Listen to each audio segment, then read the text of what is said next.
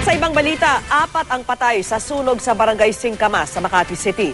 Pilit namang isinasalba ng ilang nasunugan ang mga gamit na mapapakinabangan nila. Live mula sa Makati, saksi si JP Soriano. JP? Problemado ngayon na may 100 pamilyang nasunugan dito sa Barangay Tejeros sa Makati City at bukod sa nawala na nga ng tirahan na problema ng ilan sa kanila ngayon, ang maulan na panahon ngayong gabi. Halos magkulay pula ang kalangitan ng lamunin ng higanting apoy ang may 70 bahay sa Barangay Singkamas, Makati City. 4 ang patay at 4 din ang sugatan habang may 100 pamilyang apektado sa 3 oras na sunog na umabot sa Task Force Charlie bago maapula alas 8 ng umaga. Nang balikan ko ngayong gabi, inabutan kong abalang naghahakot ng mapapakinabangan ang ilan sa mga biktima.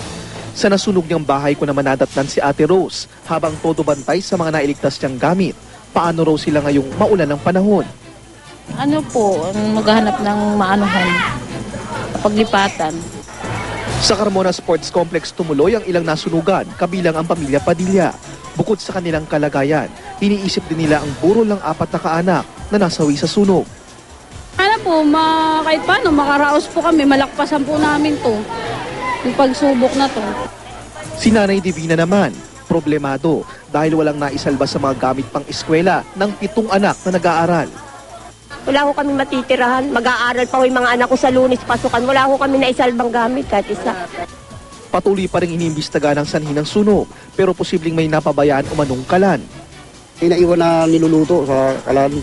Ngayon, nag-CR yung tao, pagbalik, pagbukas niya ng pinto niya, malaki na apoy, nataranta na yung tao.